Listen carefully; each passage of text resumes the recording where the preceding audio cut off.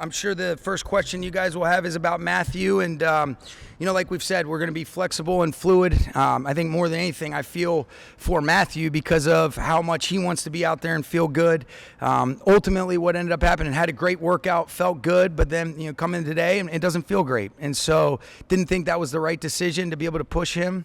We've kind of always talked about flexibility, being fluid with some of the plans.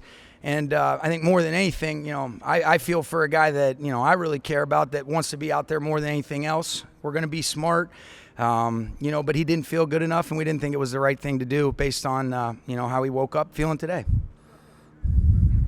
Yeah, he just didn't, it didn't respond the way that you wanted it to. He, when he was out here working out, it was great. And then, it's like anything else, let's communicate. We all know there's nobody that's tougher than this guy. And so we are going to still be safe. But I think more than anything, it's like, he wants to be out there more than anybody. His teammates can't wait for him to be out there. But I'm going to defer to, Reggie and Dr. Watkins, and then listening to Matthew's feedback, because we just felt like, it wasn't in alignment with how he was feeling to progress accordingly.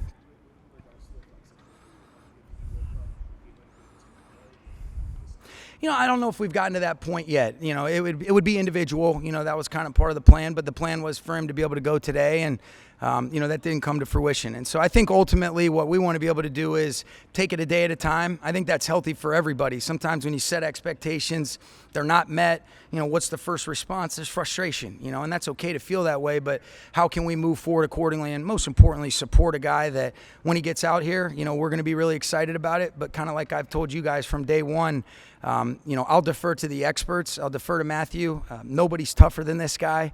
And so we're going to be smart with it. And, I know he wanted to be out here more than anybody else, but we just didn't, talking to Reggie, felt like this was the right approach just based on some of the feedback we got from him.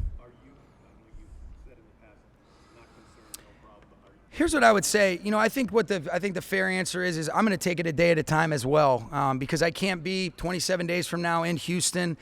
We have to be able to have agility and flexibility, and that's not exclusive to Matthew. That's really for all of our guys. So I think the most important thing is, number one, my job is to support him, put my arm around him, and let him know that, hey, love you. I'm sorry that we're going through this, but we will be, let's keep a positive mindset, and let's continue to attack this thing to try to be able to get our hands around it so that he can feel as good as possible when we open up against Houston. I do think it's important to be able to get some work in, but not at the expense of following the plan that we've talked about. And so I think the truest thing is stay one day at a time, continue to support him, and then I'll defer to the experts on, where we're at with things that are a little bit outside of my area of expertise. But I do have total trust and confidence in, our medical group. You guys know how I feel about Reggie and the medical advice that he's getting, and nobody wants to get it figured out more than he does as well.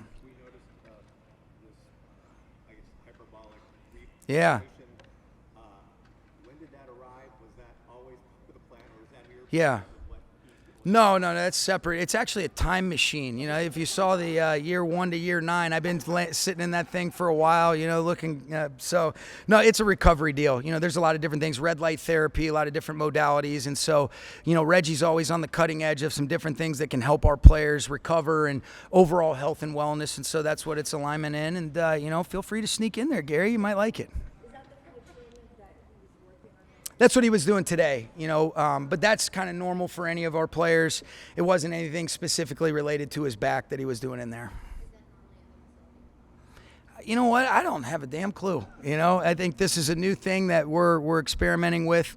Reggie's always got some sort of cool stuff, and I know that his intentions are always geared towards making sure that we have, some of those little edges in this league, but about providing as good of setting and situation for our players, especially as it relates to the recovery. And so he's always at the forefront of that stuff.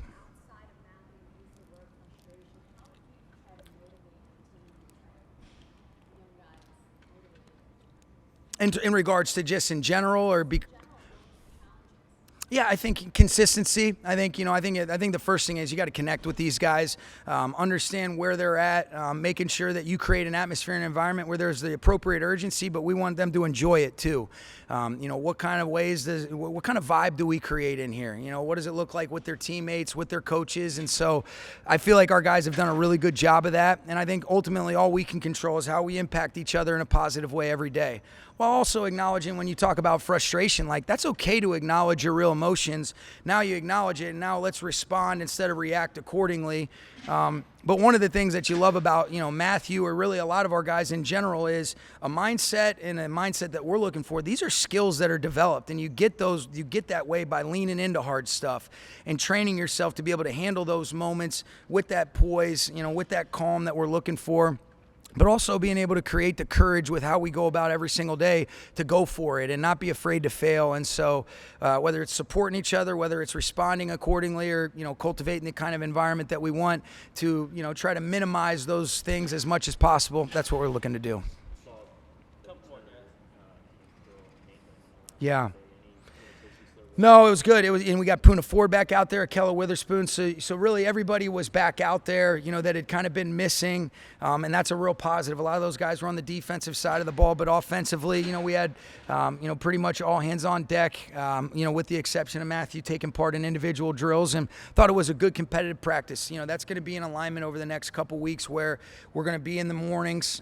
You guys know it gets pretty ridiculous out here, and so I think that's the smart thing, and it doesn't affect our kind of trajectory in terms of our teaching. Part of why we like to go walkthroughs then practice is because of the installs. We're just picking and choosing at this point, and so it serves us well for a couple different reasons.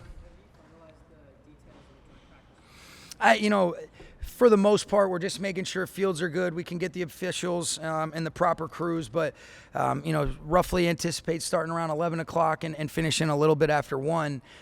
So I don't know if that's kind of what you're getting at, but I feel pretty good about the possibility of that thing being, for sure we're going to get that done. Feel closer than I did yesterday. That hasn't been a conversation that we've had. I think it's more along the lines of, this week kind of represented that target date of really starting to be able to implement him back. The workout was a step in the right direction. And then, I'm glad that he's able to give us the feedback so we can say, let's pull back here. That hasn't been something that we've talked about. I haven't gone down that road yet in terms of those types of conversations. There's been a lot of conversations about what's the best method of how we want to approach it. That hasn't been something that comes up yet. Okay? That's I don't know that. I think he still probably would be able to play just based on how he feels, but because of how he felt overall, it's like, okay, what's the risk reward with us being 27 days out? Now, I'm not minimizing how important every single day is. I don't want that to get mixed up. But when you are making decisions, you have to say, okay, number one, what's best for the player, and then what's best for our football team. And in this instance, the approach, knowing that he was going to do some individual and how he felt, just didn't think that was worth it for us. But whether he'd be the one that would be able to tell you whether or not he'd be able to play. I mean, he looked damn good throwing the other day, but nobody's tougher than him and has overcome more stuff than he has. But you also, want to see if we can have him feeling as good as possible because, that's super important, and I feel like that's a real responsibility that we take, as coaches to try to put our guys in the right spots to be successful, but also to be able to feel good.